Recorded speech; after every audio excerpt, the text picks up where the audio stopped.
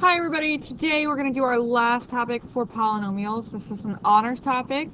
So if you're not honors, you don't have to watch it, but you are more than welcome to join in. It's on dividing polynomials. So it sounds complicated, but it's really, all dividing polynomials is, or for now, all it is. You'll learn more about it in Algebra 2. Right now, all we're doing is basically factoring polynomials again, both the top and the bottom of a fraction or a quotient, and then canceling out the common factors, just like very similar to how we would simplify a fraction. Okay, so let's go ahead and get started. There are two steps to dividing polynomials. Step 1 is factoring the numerator and factoring the denominator. If possible, this could just be like factoring out a GCF. It could be full factorizing. I'm making up words today. Using magic X. It could just be leaving it alone because it's prime. Okay, so we're going to go ahead and try to factor it as much as we can. As much as we can. There you go. Then step 2 is to cancel out the common factors that are on the top and the bottom. So these can be common monomials, common binomials, even common trinomials. Okay, because if they're the same on the top and the bottom, they can be canceled out, like they become 1. So we just cancel them out. Just cross them out and we move on. And then we're done. So let's go ahead and try some examples. There we go. Example 1. Oh, I did a lot of work and I don't remember where I put it. Oh, this is going to be very interesting, guys. So here's example 1. 2x squared plus x minus 15 over x plus 3.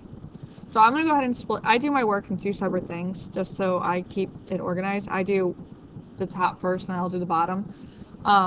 That way I don't try to keep it as one problem. I do it as 2 separate ones and then put it back together at the end.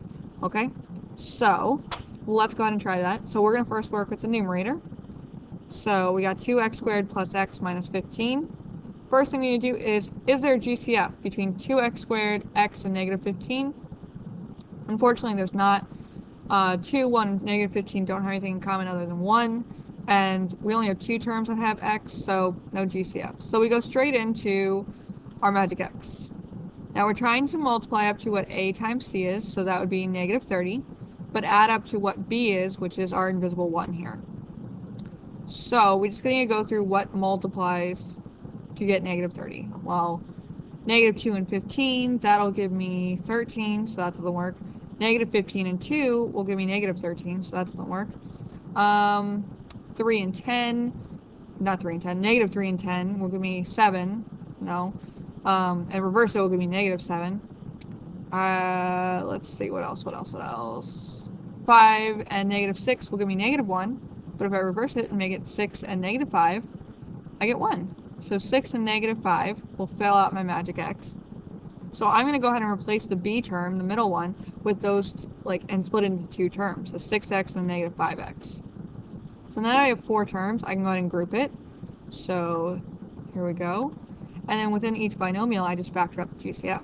So the first one, these guys actually have 2x in common. And this guy has negative 5 in common. So I factor them out. I'm left with x plus 3 on both of them. So x plus 3 is one of my binomials. The other one is the 2x minus 5. So I factor the top. Done. So that's what I'm going to write on the top, on the numerator now, instead of this long trinomial. I'm just going to write it as 2 binomials. The denominator, I can't actually do anything to. There's no GCF. It's a linear polynomial, so I can't even do the magic x for it. So it's prime, so I can't do anything with it. So that means I can rewrite it to look like this. 2x minus 5 times x plus 3 over x plus 3. Well, they have the x plus 3 binomial in common, so I'm going to go ahead and cross those out, leaving me with 2x minus 5 as my answer. That's all it is. Okay? If you have any questions, write it down on the side and we'll answer them in class. Other than that, let's move on to example number 2. Very similar. We do the same thing. We're factoring the numerator, factoring the denominator, then crossing out what they have in common. So numerator, we get this monster. Is there a GCF? Yeah, there is. We can actually pull out that negative 4 from everything, and they all have 2 v's to give. So negative 4v comes out, leaving me with v squared minus 9v plus 14. So this GCF needs to stay with it. That's part of my numerator still. Now I'm going to go ahead and factor this trinomial with the magic x. I need something to multiply us up to 14, but adds up to -9. Well, 2 and 7 will add up to 9, not -9 though. So, but -2 times -7 will give me positive 14, and -2 plus -7 gives me -9. So -2 and -7. So I go ahead and replace that with those two, the middle term with those two terms. Group it off, and then factor out the GCF from each. If I'm going too fast, just go ahead and pause it. I'm trying to make this video really short for you, but, you know. So the first one, I'm going to factor out a v because they have that in common. Second one, they actually have, it looks like just 7. I can actually plot a -1 here, so that way the binomials look identical to each other. So pulled out a v from the first one, a -7, and I get v minus 2 for both of those binomials, which means I can write it to be -4v squared times v minus 7 times v minus 2. Okay, so that's my numerator now. Denominator, does it have a GCF? Yep. I can actually pull out a -2 from both of these, and they both have at least 2 v's to give. So pull that out, I'm left with v minus 7. And that's as far as I can go. So I rewrite my fraction, and they actually have v squared, oh, a lot of stuff. They have the v minus 7 in common, so those are gone. The v squareds are in common. The -4 over -2, I can actually reduce it and just say it's 2, leaving me with 2v minus 2, there's my circle. And that's my final answer. Okay? And then the last one is example 3. Find the quotient of y squared minus 4y plus 4 and y squared minus 4. So this is just like translating one you have to do.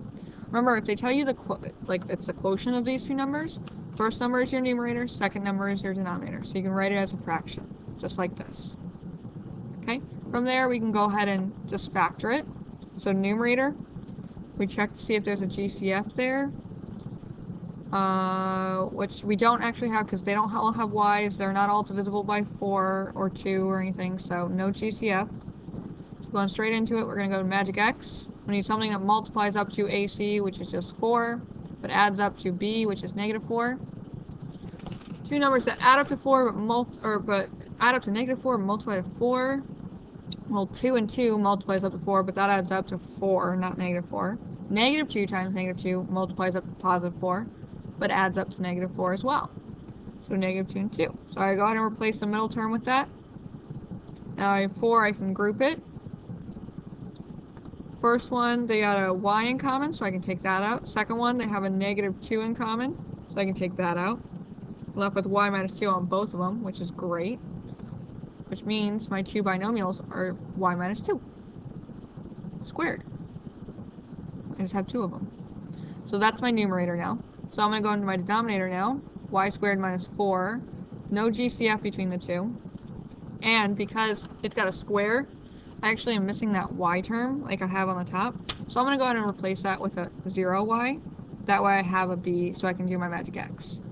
So I do my magic x, I need something that multiplies up to -4, but adds up to 0.